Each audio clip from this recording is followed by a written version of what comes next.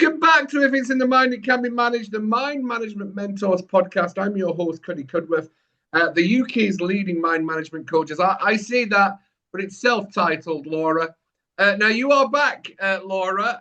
I've had so many compliments and so many people saying, oh, I know Laura and Laura from the fire service and things like that.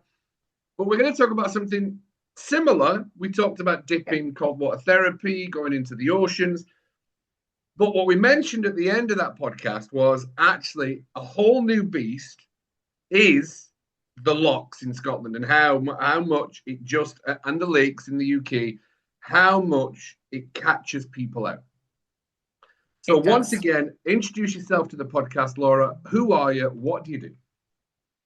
Hi, my name is Laura Marr. I work for Scottish Fire and Rescue Service. I am in the community action team. And one of my remits is water safety. It is. And I don't think the reason we're doing this podcast is to create that awareness to understanding that, yes, the summer's coming along. Yes, we get some fantastic summers in Scotland.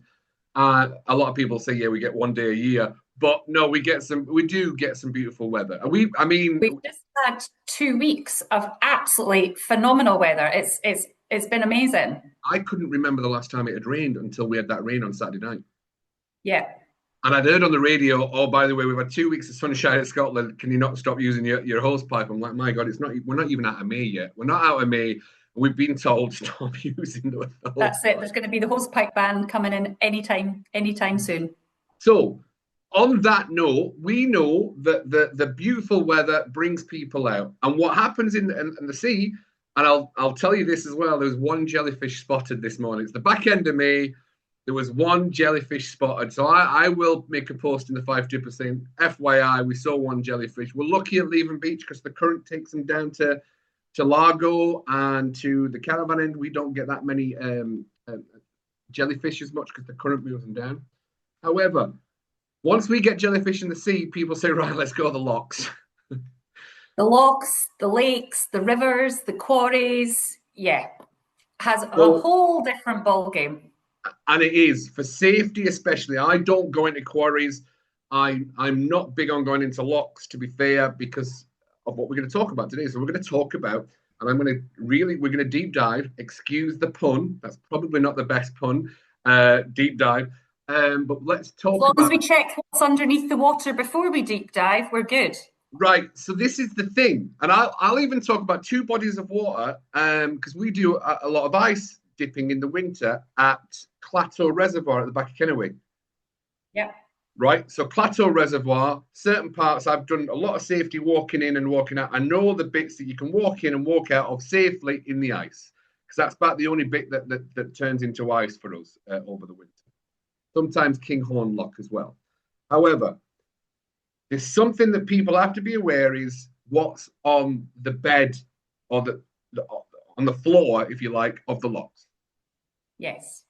And I know at Clateau Reservoir at the other side, there's a massive sign that says super deep water. I don't know how deep it is. And if I'm not chest high in water, I'm like, nah, I'm not getting in. I like to be able to stand up in water. So let's talk about lochs and the lakes and the rivers and some of the things that you have to deal with and the safety that people need to understand about getting into the lochs, the lakes, and the rivers in the summer. Okay, so I'll say again, I think we said it on the last podcast, it's cold. It is no cold. Matter how nice it is outside, the water's going to be cold. You don't know how deep it is. You don't know how quickly, for example, if it's nice shallows, is there a shelf just literally 2-3 meters away that you can't see, that you could possibly lose your footing and fall into? If you can't swim, that is really not the safest place for you to be. If you've got young children, think about having a buoyancy aid on them. You get these zippy up flotation vests, things like that make it a fun, enjoyable family outing. Keep them safe. Yeah. So you've also got 9 times out of 10, because it's deeper, you may not be able to see the bottom. Yes, and it's quite slippy with a peat sometimes. With the brown, what is it? Is it a peat? Is it what's the sediment at the bottom. It gets quite slippy. Yeah, it can do. I mean, anything on top of a rock, it's the same as in the sea. The moss is slippy. Yeah. You know, Yeah. I'll say Loch moss. It's not the proper terminology, so I do, Yeah. apologize. But it's the same. It's water movement over the top of the rock will form algae. Yeah. All these different sorts of things that make it slippy underfoot. Yeah. And I this is I'm going to come from a place of experience and go, I didn't know this. Okay. So we went, me and my wife, we went out at the back of Glenrothes. There's a loch up there, and we went into boat fishing. And I didn't know there was a current in Lochs. Yeah. And we got pushed up, and the guy who run the fishery was like, "We told you stay away." But I'm like, how in a body of water that's How do you think the water gets there? The water comes in yeah, from rivers, from yeah, streams. But if you are in, for example, a reservoir or yeah, a loch, they can be reservoir, gated. So if somebody opens the gate further down the loch and you're not aware of it, there will be a current. That may not be visible on top of the yeah. water, but it will be very, very, visible to your feet, to your body underneath the water. And it's not just the currents. There's also a pull and a drag that pulls you under the water. What's There is. that? That's basically bubbles of air that's formed when the gates are released. See, and I'm sure, especially at the back of It's, Glenrothes. But this is not. I'm talking about Glenrothes, but I know that we're talking about the rest of Scotland, especially, and all the lochs and the lakes in the UK. So I came in England out that we used to go to Birchworth. It was in Birchworth Lake, no reservoir, and that's where we used to go for a little dip and a paddle when my mum and dad were around. But yeah, there's so much, and we've talked about this in the last podcast. We're always a guest in the water. I know that we get overconfident and we get cocky and we're like, oh no, I can do this and I'm in the water. But what's the top 3 or 3 to 5 hazards that happen in the lochs that catches everybody out? What is the biggest hazards that you've had to deal with, Laura? Okay, so obviously the temperature. Yeah, cold water. Not having the correct safety equipment. The shelves, literally, as I said, it can be really, really shallow. I'm talking ankle deep. 2 steps in further into that, there is a deep shelf that can drop 5 to 10 meters, and that's not like exaggerating. That is how it happens. And I didn't know that. Got the wind. I thought they were all flat. I didn't know that. No. If you get almost like when you look at a map for the hills. Yeah. The same happens under the water.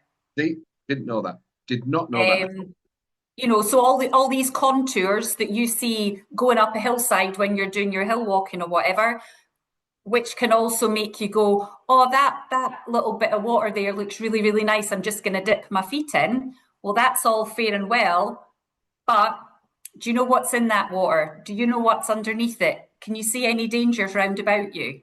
Yeah. All these things you have to think about. And diving in from the sides as well. So I know Laura. Sorry, Laura's going, no, we just don't dive. I get that. I'm not disagreeing with you, Laura. Okay. What I'm saying is, why is it we think it's acceptable to get onto the wood little planks that go out? I forgot that. Why is it? I don't. Diving boards? It's not a diving board. We can't say it's a diving board. You're going into the lochs. There's no diving boards, Laura.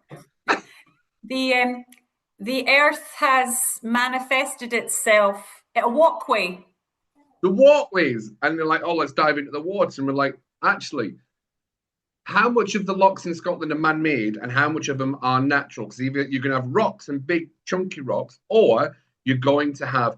I remember at Kinghorn Loch there was square blocks in the water. Yes. So I remember getting in the ice once and my ankle nearly twisted and twisted, but I was like, no, I'm only shallow. I knew what I was doing because I'm always touching around. Again, I'm not an expert. I just am very respectful of any kind of water.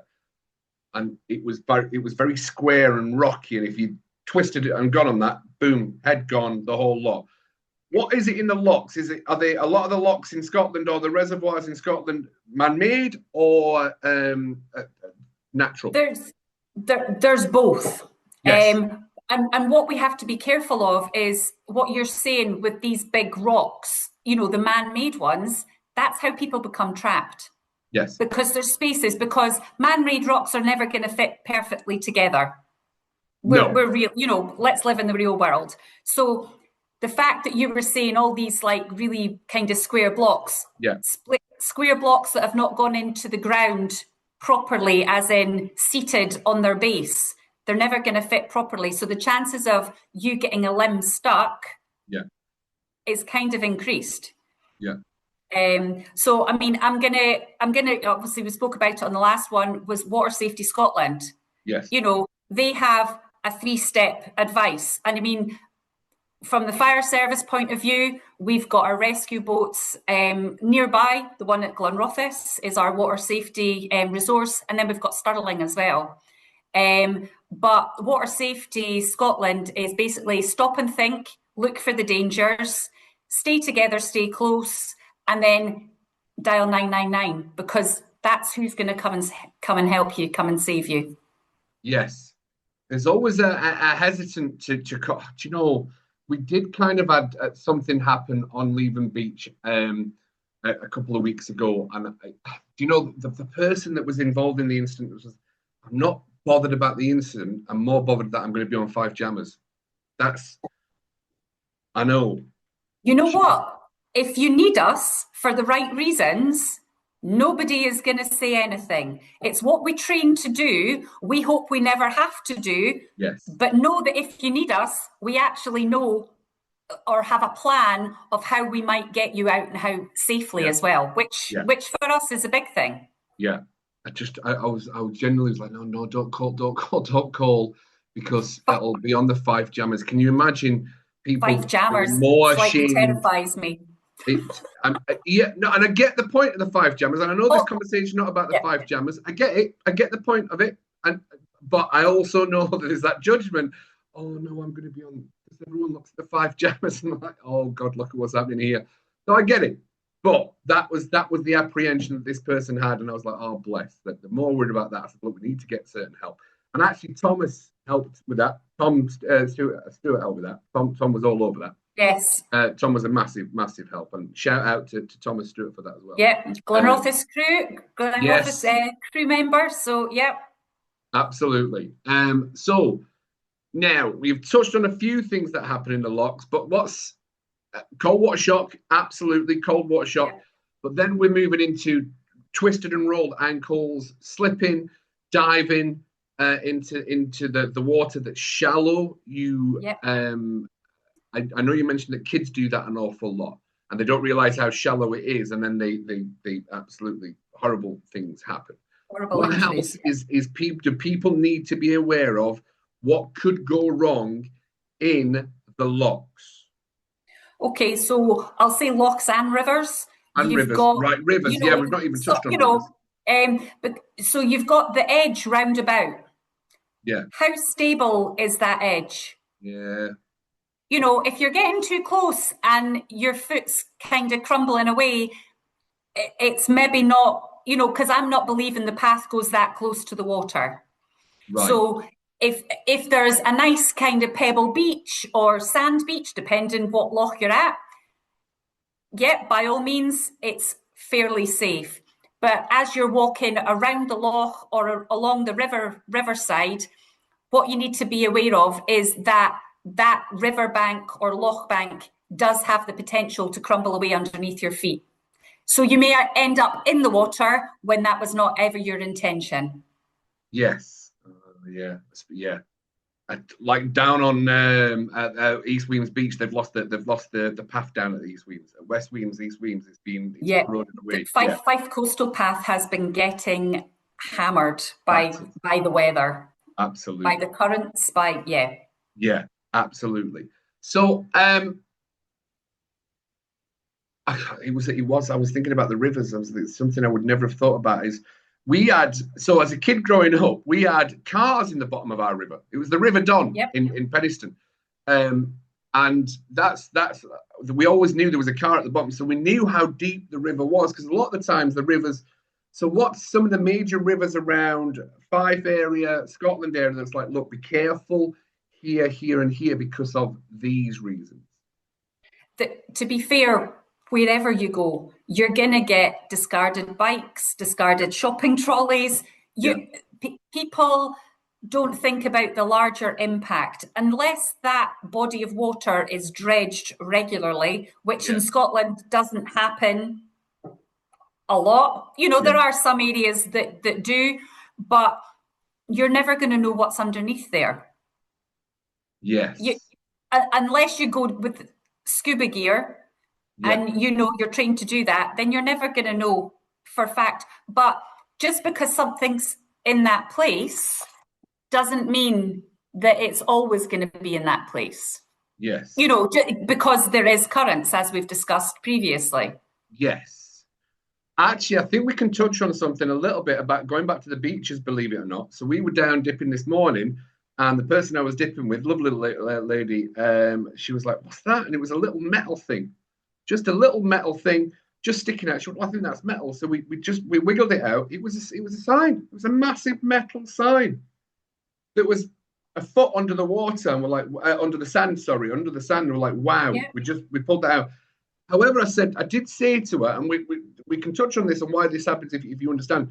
I said, believe it or not, up in the corner there's a fly moor. She went, "What do you mean it's a fly moor?" I went, "I've seen shopping trolleys under the sand and fly moors." And she was like, "Really?" I'm like, the amount of sand that gets covered over what's on there is unbelievable. And once it gets uncovered, you've got open blades, you've got the tanglement, and you don't know what you're going to get stuck with. And the second you get stuck in the water without a phone, that's when you want to go back to those basics, Laura, which were stay close and rattle those off again, because they were really important.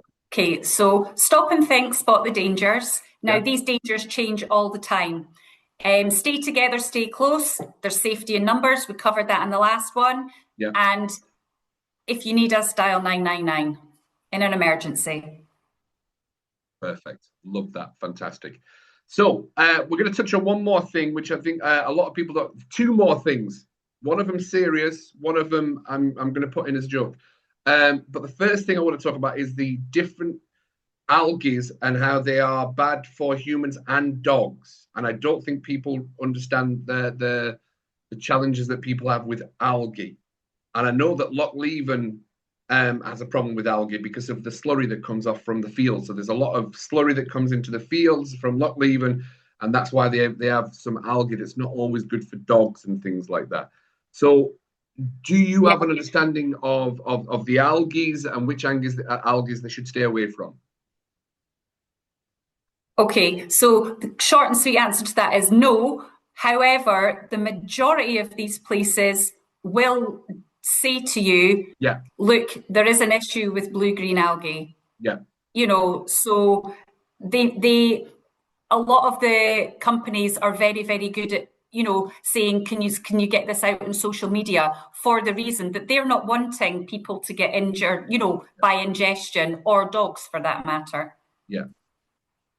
Absolutely. It did just go off for a second there, actually. I don't know if it was my internet or your internet, but it did just go off a little bit. But not a problem, that's fine. Then the big thing we want to talk about when you come to Scotland and the Lochs is, and it's going to be a huge part of anyone's dipping, is the Loch Ness Monster, Laura, and how, what you're laughing at, Laura? What? It's a serious conversation we need to have. Absolutely nothing. I haven't seen the Loch Ness Monster, that's why I'm laughing. But it's a serious conversation we have to talk about when we go into the Lochs in Scotland. Now, is the Loch Ness Monster only around up in Inverness, or is there a possibility of Nesses in other lochs as well, Laura? Offspring. Well, things evolve, so it may not be Nessie, but there may be other things under the water. And actually That's do all know. I'm going to say. I know. And do you know what? There is a Kinross fishery. I know that some of the trout get out of their Kinross and they get into the stream and they get into the water.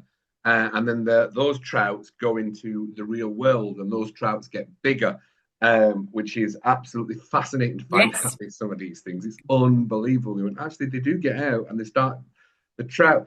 And then going into Kinross, he says we actually get outside species coming in. He says, and we've got the occasional. What was the invasive species that he had? There's sturgeons. Is it a sturgeon? I think a sturgeon. He says, oh, we've had a sturgeon, and he says, and they're quite. He says it's unbelievable the cross contamination. I know. In some of the bodies of water, somebody was saying that was like they were catching pike, and it wasn't just like kind of an 8-9 pound. It was like these were and their teeth. They are like mini monsters. Yes. I wouldn't fancy a chunk taken out of me by one of them, put it that way. Absolutely. And there's something else that we need to talk about, actually bringing it back to the serious thing, less about Ness's and the canals. There's a lot of canals in Scotland. Because I've cycled from Edinburgh to Glasgow on the canal. And it's an amazing bike ride. But what's some of the things that people need to be understanding about canals? Oh, okay. So the path for the canal is not the widest, and it's literally a straight drop into the water. So you need to have your wits about you. There is at strategic points, throw lines, throw rings. So if you see somebody in difficulty, that is the first port of call. You never get into the water yourself. And there's also markers, or you're passing through towns. So it's handy just to clock, right? What town have I just come through and what town am I going to be coming up to? So that if you do need to phone the emergency services, you've at least got a rough guide as to where you are. Yeah. But again, you don't know what's in these canals. Yeah. And I'm not just talking about rubbish. I'm talking about all the weeds to get tangled in. All the pollutants, etc. There's boats. They are canals for a reason because they're waterways. Yeah. And I know we're coming to that because I know you're super busy as well. What's something that you've seen that could have been avoided? So obviously, we never want people to get hurt, and people drown. And it's horrible. For all those involved, it's not the outcome that we ever want to happen. Yeah. So if you can't swim, either stay out the water or wear a flotation device that will assist you if you get into difficulty. We as I say, as an organisation, we never want to have to go in to rescue somebody. Obviously, if they need rescued, we're not going to leave them. But if we never had to do that again, that would be great. Yeah. So make sure that if you can't swim, you keep well away from the water. And if you do decide to go into the water, make sure you have a buoyancy aid on. Yeah, absolutely. Those buoyancy aids and the little life jackets. I've seen dogs with them as well now. Dogs have little flotation devices. Yeah. I've seen the dogs with them on amazing. Yeah, in all fairness. My friend's dog has one because the friend's dog sits on the front of his paddleboard. And I'm like, that's amazing. But the dog jumps in every now and again and then just swims up at the back of the paddleboard. It's, fun for all the family. Yeah, absolutely. Laura, is there anything else you want to share today if it's in the Mind It Can Be Managed podcast about lakes and cold water? Because I'm very passionate about cold water. Is there anything else you want to share, Laura, that's really going to help people this summer or whichever summer or any time they step into the water? Don't get yourself into situations that you can't get yourself out of. And as you know, I'm going to plug again the Water Safety Scotland. Yeah. Let's stop and think, spot the dangers, stay close, stay together, and in an emergency, dial 999. I genuinely, I can't that, you know, that is the main message. That's it. Just on the back of that, there's also, which I'm sure you're very well aware of, so World Drowning Prevention Week Yep. Is upcoming in June, the 14th to the 21st. Yep. And then we have World Drowning Prevention Day, which is into July. It's the 25th of July. And that's a Friday. So that is, yeah. So the fire service are actually running an event at Loch Lomond. Yeah. So there will be lots of information on the SFRS website about that if anybody's interested. Yeah. And I know that I may have to attend Leven round about that time as well. For the big dip. That's right, the 27th, which is a Sunday. You don't have to go in, no, not at all. But we'll look forward to seeing it. In fact, before we do wrap up, we've got quite a big following down at Leven and the Five Dippers. There's quite a lot of people. There's about 6,000 in the group and things like that. It's a great group. Some people did ask, would it be possible for either the RNLI or the fire service to come down and do some water safety training at Leven Beach, Laura? And I shall leave that as an open question for you. But if we could get a time scheduled, I would be able to get quite a few people for you to come down and take part in that. But if you want to make it on the 27th, we could do it as part of the World Drown weekend. To be fair, from Loch Lomond down to Leven, and we could absolutely we would have lots. Maybe even like pull out the wetsuit. I thought you were going to say something else, so I'm glad you said the wetsuit. No. The wetsuit. I might even bring the children in their wetsuits also. That's it. Look, thank you so much for sparing the time, Laura. I know we planned this a couple of weeks ago to come back to this. Thank you so much, Laura. You've been an absolute legend. And for everyone listening, look, like and subscribe. We hope you're loving the content. We hope you're enjoying if it's in the mind it can be managed, not just cold water therapy, leadership, training, trauma, mind management coaching. There's always a solution and there's always a possibility. And that's what the podcast is all about. Laura, thank you very much. Say goodbye, Laura. Thanks for having me. Bye-bye. Bye-bye. Big love from Cuddy. And we'll see you in the next episode of the Mind Management Mentors podcast.